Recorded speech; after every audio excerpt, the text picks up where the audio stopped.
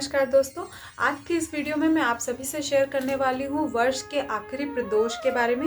जी हाँ, यानी 31 दिसंबर 2021 को जो वर्ष का आखिरी प्रदोष पड़ रहा है उसके बारे में मैं आप सबसे शेयर करने वाली हूँ। तो सबसे पहले मैं आपको बताना चाहती हूँ कि इस वर्ष का जो आखिरी प्रदोष पड़ रहा है वो शुक्ल पक्ष का यानी पौष मास के शुक्ल पक्ष का पड़ रहा है। तो जो भी लोग उद्यापन करना चाहते हैं या जो लोग व्रत उठाना चाहते हैं तो बिल्कुल ना उठाएं, क्योंकि इस वर्ष जो प्रदोष पड़ रहा है शुक्र प्रदोष, वो प्रदोष जो है वो खर मास में पड़ रहा है। तो जो अगला प्रदोष पड़ेगा यानी 2021 में जिनको भी उद्यापन करना है या जिनको व्रत उठाना है, दोनों ही लोग अगले वर्ष का जो प्रदोष पड़ेगा उस पर कर सकते हैं। मैं आपकी जानकारी के लिए बताना चाहती हूँ कि जो शुक्र प्रदोष व्रत रखा जाता है वो निरोग्यता यानी आरोग्यता, सौभाग्य वृद्धि और लक्ष्मी प्राप्ति के लिए रखा जाता है।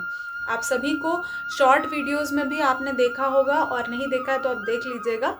मैंने एक छोटा सा उपाय बताया है जिस उपाय से आप लक्ष्मी की प्राप्ति कर सकते हैं। विशेषकर जिन लोगों के ऊपर कर्ज होता है, जिन लोगों को कर्ज से मुक्ति चाहिए होती है, वो शुक्र प्रदोष व्रत को उठाते हैं और करते हैं। इसके अलावा कुछ लोगों का प्रश्न था सरकारी नौकरी के लिए भी। जी हाँ, बिल्कुल सरकारी नौकरी के लिए भी आप शुक्र प्रदोष व्रत को उठा सकते हैं। पर इस वर्ष यानी 2021 का जो शुक्र प्रदोष व्रत ये पड़ रहा है, ये खर मास में पड़ रहा है। तो खर मास में कोई भी व्रत ना उठाया जाता है और ना ही उद्यापन किया जाता है।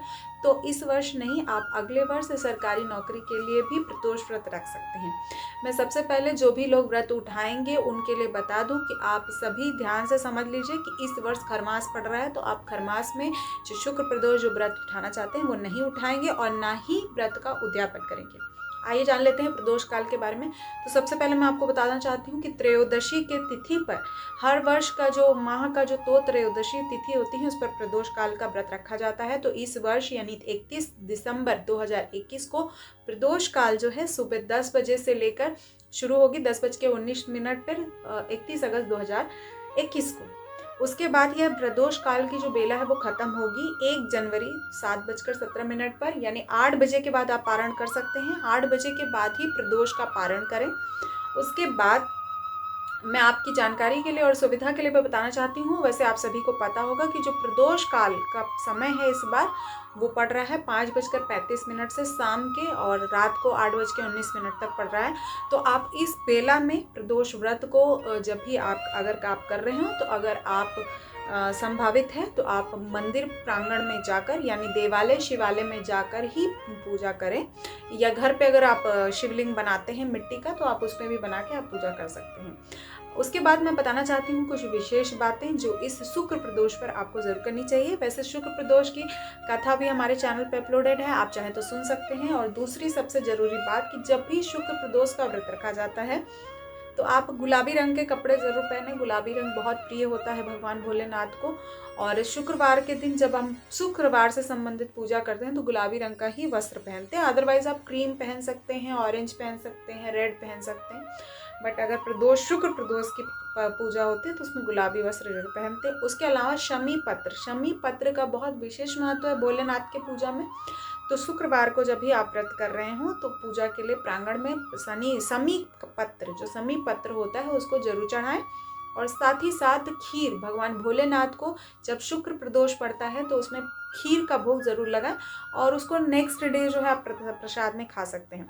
आपकी जानकारी के लिए एक चीज़ और भी बताना चाहती हूँ कि जब भी हम मंदिर प्रांगण में यानी मंदिर में जाकर अगर भोलेनाथ को भोग लगाते हैं तो उसको प्रसाद कभी भी वापस घर नहीं ले आते, क्योंकि ऐसा मान्यता है कि जो शिवलिंग पर भोग लगाया जाता है वो भूत आदि जो गढ़ होते हैं जो भगवान भोलेनाथ की तपस्या में हमेशा लीन होते हैं उनके नाम पे चला जाता है। इसीलिए शिवलिंग पर लगाया गया भोग यानी देवालय में जो भी शिवलिंग पर भोग लगाया होता है उसको ले नहीं आया जाता, उसको वहीं छोड़ दिया जाता है। बाकी और भी किसी भी देवी देवता की आप पूजा करेंगे तो मंदिर से प्रसाद ला सकते हैं, बट शिवलिंग पर फोटो पे नहीं। जो भगवान भोलेनाथ, माता पार्वती और गणेश भगवान और कार्तिकेय भगवान होते हैं उनकी जो फोटो प्रतिमा होती है उस पर नहीं, जो शिवलिंग पर विशेष भोग लगाया जाता है उसको ग्रहण नहीं किया जाता, उसको दान कर दिया जाता है। तो इस बात को ध्यान रखते हुए आप प्रदोष का व्रत उठाएं।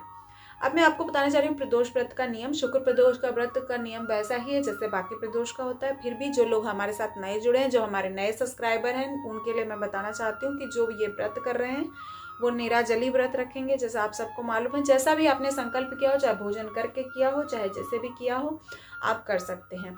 तो सुबह उठकर हम लोग क्या करते हैं, संकल्प लेते हैं। संकल्प की वीडियो ऑलरेडी चैनल पे अपलोडेड है, आप एक बार सर्च करके देख लें। और संकल्प करने के साथ ही आप जो है व्रत को उठाएंगे। दिन की पूजा जो है आप जैसे भी करते हो, डेली की पूजा आप वैसे करें। बिना जल के भोजन ग्रहण किए बिना आप व्रत रखें। शाम को जब सायंकाल 4 बजे के आसपास जो है पूजा करना आप शुरू करें। और सामान उमान रखते उखते जो है 5 बज जाता है। 5 साढ़े 5 बजे के आसपास आपको जलाभिषेक करना है। पंचामृत से भगवान को जलाभिषेक करना है। अगर आपके ऊपर ज़्यादा कर्ज है या आप सरकारी नौकरी के लिए प्रयत्न कर रहे हैं, तो आप जो गन्ने का रस होता है उससे भगवान भोलेनाथ का अभिषेक ज़रूर करें। उससे भगवान भोलेनाथ बहुत अधिक प्रसन्न होते हैं। तो आप उसके साथ आप जो है पूजा कर सकते हैं। इसके अलावा विशेष जो दाम्पत्य जीवन में जिनको परेशानी है, जिनको एक दूसरे से प्रॉब्लम हो रही है, उनके लिए भी विशेष पूजा रखी जाती है शुक्र प्रदोष के समय में। कि 21 या 27 जो गुलाब के फूल होते हैं, यानी गुलाबी जो फूल होते हैं, वो माता दुर्गा को, यानी माता जो पार्वती हैं, पार्वती माँ का स्वरूप शिवलिंग को जोड़ के पहनाया जाता है। मतलब ऐसे देवालय में जहाँ माता का अलग से स्वरूप हो और शिवलिंग, क्योंकि शिवलिंग माता पार्वती और भोलेनाथ दोनों का प्रतीक माना जाता है। लेकिन जब आपको इस तरह की परेशानी हो तो ऐसे शिवलिंग में जोड़ लगाएं। जैसे कि हमारी पुरानी वीडियो में अपलोडेड है, हमने मंदिर की पूजा विधि भी डाली है, आप उसको सर्च करके देखें। तो उसमें हमने दिखाया है कि माता पार्वती और भोलेनाथ को जो है रक्षा सूत्र से बांधा जाता है। उसी तरह आप गुलाबी फूल के जो पुष्प होते हैं उनका माला बनाकर भी आप पहना सकते हैं। तो इससे दाम्पत्य जीवन में बहुत मधुरता आती है। इसके साथ ही आप कथा का श्रवण जरूर करें। ज़्यादा से ज़्यादा हो सके तो लोगों को सुनाएं। कथा जितने लोगों के कान में पड़ेगी उतना ही शुभ माना जाता है। उसके बाद शाम मतलब 5 बजे के बाद जब आप शुरू करेंगे तो पूजा लगभग आधे घंटे लगते हैं। आधे घंटे लगने के बाद आप 1 माला या 2 माला का जो भी आप जाप करते हो तो जाप कर सकते हैं। उसके बाद आप भोजन ग्रहण कर सकते हैं। भोजन में अगर आप अन्न खा के रहते हैं तो मीठा ही अन्न खाएं, नमक बिल्कुल ना खाएं। और एक ही अन्न खाएं। जैसे अगर आप खीर बना रहे हैं तो खीर का भोग लगा रहे हैं तो आप सिर्फ खीर खाएं और कुछ ना खाएं। मतलब जो आप शिवलिंग पर भोग लगाएंगे वो नहीं खाएंगे। जो फोटो वगैरह में चढ़ाएंगे और जो बचा होगा वो आप खा सकते हैं, तो वो खाएं। और अगर जो लोग फलाहार करके व्रत रहते हैं तो उनके लिए मैं विशेष बताना चाहती हूँ कि कुछ लोगों की शंका रहती है कि सेंधा नमक खाना है कि नहीं। तो बिल्कुल नहीं खाना है, सेंधा नमक नहीं प्रयोग होता। किसी भी शंकर भगवान के व्रत में सेंधा नमक का प्रयोग नहीं होता। आप सेंधा नमक का प्रयोग ना करें। उसके बिना फ्रेंच फ्राइज, जैसे आलू फ्राई करके फ्रेंच फ्राइज टाइप का बना सकते हैं। उसमें मिर्चा वगैरह डाल सकते हैं। मिर्चा बना के आप चाय के साथ पी सकते हैं, या जूस वगैरह बना सकते हैं। जैसे संतरा का जूस वगैरह आप निकाल के वो पी सकते हैं और इस तरह से आप व्रत रह सकते हैं। जो भी लोग पीरियड हैं, ऐसा नहीं है कि व्रत छोड़ दें, व्रत कंटिन्यू करें और पूजा ना करें। जिनको मैं विशेष उनके लिए बताना चाहती हूँ कि जो भी लड़कियाँ प्रेग्नेंट हैं या जिनके घर में सूतक पातक लगा हुआ है वो व्रत कर सकती हैं।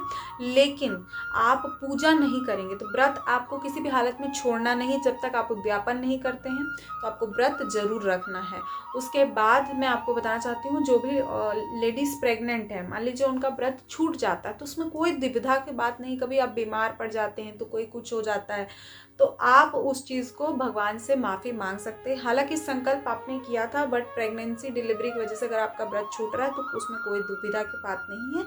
आप ईश्वर से क्षमा प्रार्थना करके आप व्रत छोड़ भी सकती हैं, कोई दिक्कत नहीं है। क्योंकि जब कोई जीव हमारे ऊपर आश्रित होता है, यानी जब हम प्रेग्नेंट होते हैं तो हमारी जिम्मेदारी बन जाती है उसके प्रति, तो आप व्रत छोड़ सकते हैं। ऐसी कोई समस्या वाली बात नहीं।